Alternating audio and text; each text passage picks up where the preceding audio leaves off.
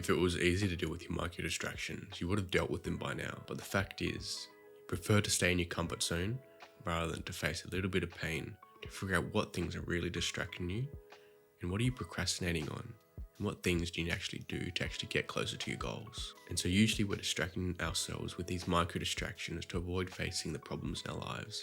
But the thing is, you're still alive, so you're capable of dealing with your problems. Problems you faced in the past, you've dealt with. So why not face the problems you've got now and deal with them, rather than distracting yourself with these endless scrolling on social media, watching YouTube, TV. So ironically, to deal with your micro distractions, you got to stop distracting yourself. And so by the end of today's video, you're going to have the tools you need to actually deal with your micro distractions and start taking action to get you closer towards your goals. So what are micro distractions? So firstly, distractions are things that take you away from your goals. And the opposite of distractions, attractions, things that take you towards your goals, actions that make life easier, like a conveyor belt. Once you're on it, it's got a bit of traction and it can take you straight toward your goal. So we want to get on that conveyor belt and we want to remove the things that stop us getting on that, which is the distractions. And so you know what your major distractions are, but have you gotten those things out of your head and written them on paper? Journal about them. Why do you use that distraction? How does it make you feel when you're using it? And often it's the emotional pull that distraction creates that makes you keep wanting to go back to it again and again and again. So I was doing really well on these good habits, eating healthy, going to the gym every day for years. And then eventually a couple of weeks ago, I started slacking off. I had this little voice in my head saying, your muscles are feeling tired. Have a couple of days off. Don't go to the gym.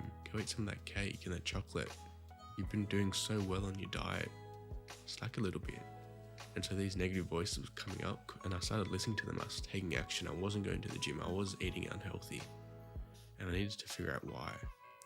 Why have I done so well? And then all of a sudden, everything changed. And instead of dealing with this problem, I distracted myself, watched TV, watched YouTube videos, started scrolling on social media, which I hadn't done for ages. The reason I was doing all this negative habits and self-destruction stuff was because I wasn't willing to open a piece of paper and write down the things that I needed to do. What was I distracting myself with? The problems that I had. What are some solutions to those problems? I wasn't willing to do that work. But once I kind of started feeling sick after eating so much crap, I didn't like how I was feeling since I'd been feeling so good, staying healthy for so long. And then you start doing these negative habits, you can really notice the difference in how your texture of your body feels almost. And so once I realized that I wasn't feeling well, something needed to change. And so I was willing to actually open a book, a piece of paper, and write down what was I distracting myself with, what were the things that I needed to actually work on and some problems I needed to solve. And so after only doing that was I really able to acknowledge and realize the micro distractions I was doing, stopping myself from working towards my goal, identifying the tractions that will get me closer to my goal, identifying the distractions that would take me away. I was watching and distracting myself too much with YouTube and TV, and it wasn't until I journaled this down and I could actually write this on paper rather than thinking of it over and over and over again in my head, did I come up with ways I could actually add a bit of friction to watching YouTube, add friction to TV. So I wasn't able to do it.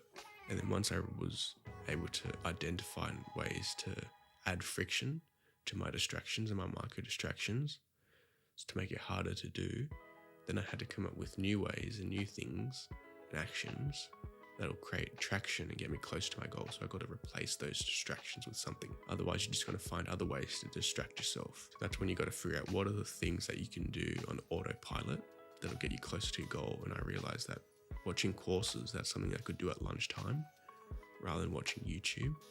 And that'll get me closer towards my goal. Watching courses, taking notes on those courses while I'm eating, that's going to get me closer to my goals. So you got to identify certain tasks that you know you could do instead of distracting yourself. So what I did, I got out a piece of paper and pen, drew a line in the middle.